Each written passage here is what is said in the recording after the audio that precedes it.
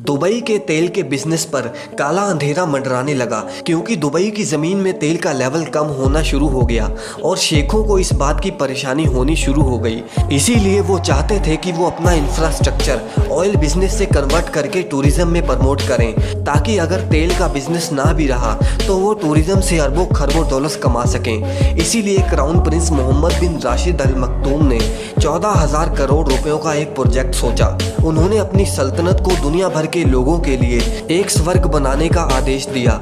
हर साल दुबई में 50 लाख टूरिस्ट घूमने फिरने आते थे, जिसे वो बढ़ाकर 1.5 करोड़ कर देना चाहते थे। लेकिन उसमें दिक्कत ये आई कि दुबई बहुत छोटा शहर था जिसमें सिर्फ 50 लाख लोग ही रह सकते थे, और इसीलिए क्राउन प्रिंस ने यह ठान लिया कि अब वो समुद्र के बीच में एक शहर बनवाएंगे, और वो चाहते थे कि ये काम सिर्फ 6 साल में कंप्लीट हो जाए। उन्होंने इस आइलैंड को पाम ट्री की तरह बनाने के लिए सोचा, लेकिन प्रॉब्लम ये आई थी कि आज दुनिया में किसी ने भी कभी भी कोई ऐसी चीज़ नहीं बनाई। इस शहर को बनाने के लिए इंजीनियर्स को कुदरत की ताकत से टकराना पड़ता। आइए आज की इस वीडियो में हम जानते हैं कि कैसे दुबई के शेख ने सिर्फ 6 साल में ही समुद्र में पूरा का पूरा शहर खड़ा कर डाला। लेकिन उससे पहले अगर आपने हमारे चैनल को सब्सक्राइब नहीं किया तो इस चैनल को जरूर सब्सक्राइब कर लें। नंबर 1, यह विशालकाय शहर समुद्र में सीमेंट और स्टील की मदद से बड़ी आसानी से बनाया जा सकता था, लेकिन दुबई के शेख ने कुछ और ही सोचा था। उनकी सोच ने इस चुनौती को और भी ज़्यादा बढ़ा दिया। वो चाहते थे कि इस शहर को पूरी तरह कुदरती सामग्री से बनाया जाए ताकि ये आसपास के माहौल में घुल मिल सके।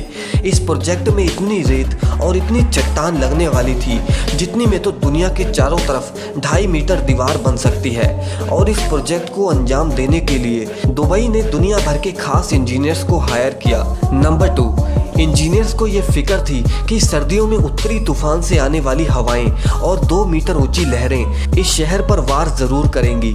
सभी जांच पड़ताल के बाद इंजीनियर्स ने हिसाब लगाया कि उन खतरनाक लहरों से बचने के लिए उन्हें लहरों से करीब 3 मीटर ऊंची और 11 मीटर लंबी दीवार बनानी चाहिए। नंबर 3, समुद्र में दीवार खड़ी करने के लिए करोड़ों रुपए के 3 रोजर्स मंगाए गए, जो कि समुद्र में रेत लाकर डालते जा रहे थे। अब समुद्र में रेत का थामे रहना आसान नहीं था, इसलिए रेत को थामे रखने के लिए इसमें 6-6 टन के पत्थर डाले गए। ये वही पत्थर हैं जो इस आइलैंड को समुद्र के विनाशकारी लहरों से बचाकर रखेंगे। लेकिन इन पत्थरों को लाना कोई आसान काम नहीं था। जितने पत्थर इस दीवार को बनाने में लगने वाले थे, उतने पत्थरों में तो इजिप्ट के 2 पिरामिड बन सकते थे। इस विशाल प्रोजेक्ट में कुछ भी पत्थर के भरोसे नहीं छोड़ा जा सकता। जरा सी हलचल में ही पत्थर सरक जाएंगे और पूरे का पूरा शहर समुद्र अपने अंदर निगल जाएगा। इसीलिए गोताखोर बार बार समुद्र में डुबकी लगाकर नीचे पत्थरों की पोजीशन को चेक करने जाते रहते थे। नंबर 4, अब बाकी का काम करने के लिए दुबई को 9 करोड़ 40 लाख घन मीटर रेत के स्रोत की तलाश करनी होगी। आपको नहीं पता तो मैं आपको बता दूं कि इतनी रेत में पूरे लंदन को 1 मीटर नीचे दफनाया जा सकता है। अब आप ये सोच रहे होंगे कि दुबई में तो रेत की कमी है ही नहीं। दरअसल मैं आपको बता दूं कि जो दुबई में रेत पाई जाती है वो बहुत ही बारीक कणों से बनी होती है, जो कि समुद्र में बड़ी आसानी से बह जाएगी। इसीलिए इंजीनियर्स मोटे कणों वाली रेत को खोजने में लग गए। इंजीनियर्स को वो रेत 6 समुद्री मील दूर सागर तल में मिली। रेत को पाइप के जरिए 10 मीटर प्रति सेकंड के हिसाब से समुद्र में छिड़काना शुरू कर दिया गया। और शायद आपको ना पता हो कि इस गति से सिर्फ 4 सेकंड में एक ओलंपिक स्विमिंग पूल को भरा जा सकता है।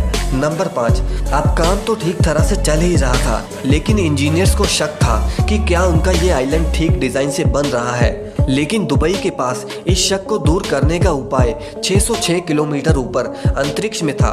दुबई ने अपने भेजे जीपीएस सैटेलाइट के जरिए ऊपर से ही प्रोजेक्ट को मापना शुरू कर दिया कि प्रोजेक्ट का डिजाइन ठीक तरह से बन रहा है या नहीं। और इस तरह दुबई प्रिंस भी अपने इस ड्रीम प्रोजेक्ट पर घर बैठे ही नजर रख सकते थे। अब सबको ये दिख रहा था कि पाम बीच का सपना सच हो रहा है। नंबर 6, अब इंजीनियर्स को एक और चुनौती ने घेरे में ले लिया। इस विशाल द्वीप को 1,20,000 लोगों के शहर का बोझ उठाना है। और उनकी सुरक्षा अब इस आइलैंड की बुनियाद पर टिकी हुई थी।